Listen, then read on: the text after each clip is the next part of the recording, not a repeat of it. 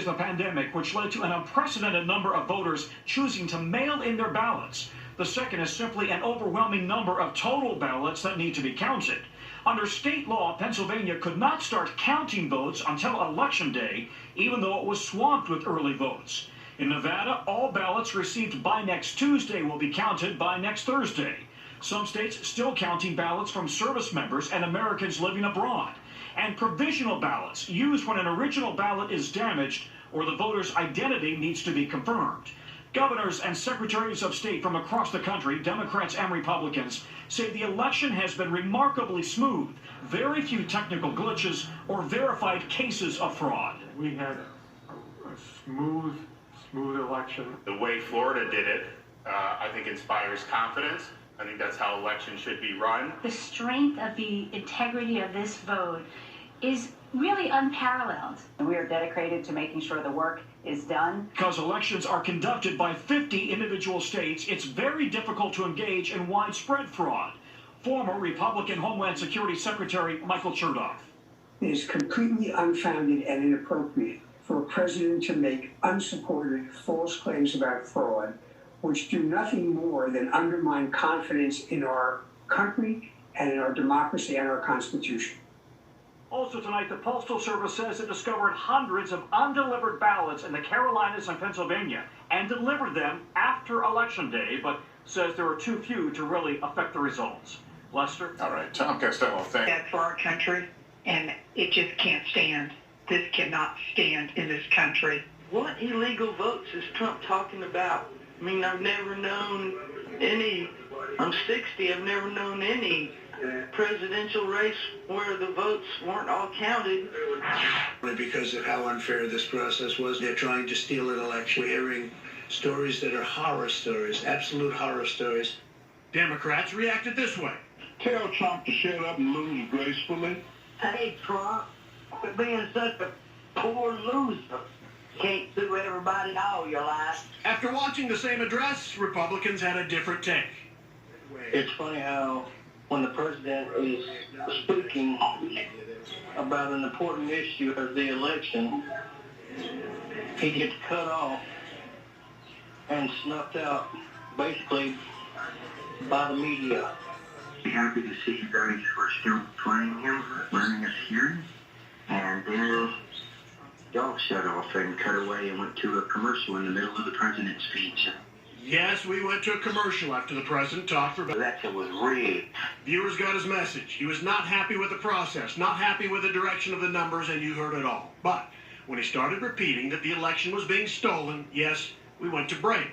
Whether that is true or not is for the courts to decide or choose not to.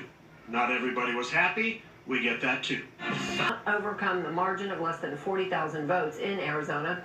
President Trump leads in North Carolina and continues with legal challenges. Joe Biden's lead in Georgia is so close, the Secretary of State there expects the narrow margin to trigger an automatic recount. That would not happen until later this month. Today is the final deadline for Georgia to receive ballots, including overseas ballots that were postmarked by Election Day. Meanwhile, in Pennsylvania, Biden's lead continues to grow, but it is still within a very tight margin. The Republican Party asked the Supreme Court to intervene and review the state's ballot deadlines.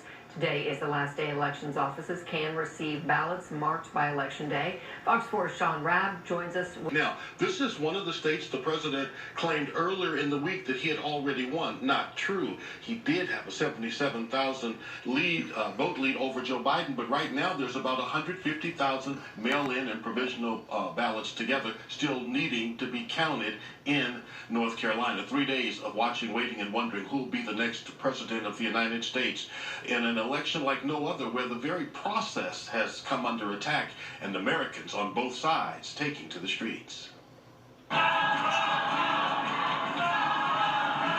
From Detroit to North Carolina, the pro-Trump protesters outside centers where votes are being counted. Those who support and oppose the president square off outside the Philadelphia Convention Center. Republicans asked the U.S. Supreme Court to order Pennsylvania counties to separate mail ballots that arrived after Election Day, something the state's election chief says they already did. the Republicans arguing the state hasn't done enough to make sure those votes aren't counted if the GOP wins a separate legal challenge to mail-in ballots there. President Trump tweeting at Stuart Varney and company at Fox Business News, Philadelphia's got a rotten history on election integrity. That brought this response from Philly Mayor Jim Kenney, despite his city having 40,000 uncounted votes. I think what the president needs to do is, frankly, put his big boy pants on. He needs to acknowledge the fact that he lost, and he needs to congratulate the winner, just as Jimmy Carter did, just as George H.W. Bush did, and frankly, just as Al Gore did. And stop this and let us move forward as a country. Across the country, the count carefully continues. To Georgia, where Joe Biden's taken the lead, but the final total expected to be so close, it'll trigger an automatic recount. Right now, Georgia remains too close to call. Out of approximately 5 million votes cast, we'll have a margin of a few thousand. The focus for our office and for the county election officials for now remains on making sure that every legal vote is counted and recorded accurately. This is being called the freedom of speech fence, set up around the election center in Maricopa County, Arizona, to keep protesters from ballot counters. Here, the president's been cutting into the lead that Joe Biden holds. Fox News and the Associated Press call the state for Biden, but the president continues gaining votes. Meantime, Speaker of the House, Democrat Nancy Pelosi, at a news conference talking about the election outcome, called it a happy day for our country. This has been a life or death fight for the fate of our democracy, as he says, the soul of our country. We did not win every battle in the House, but we did win the war.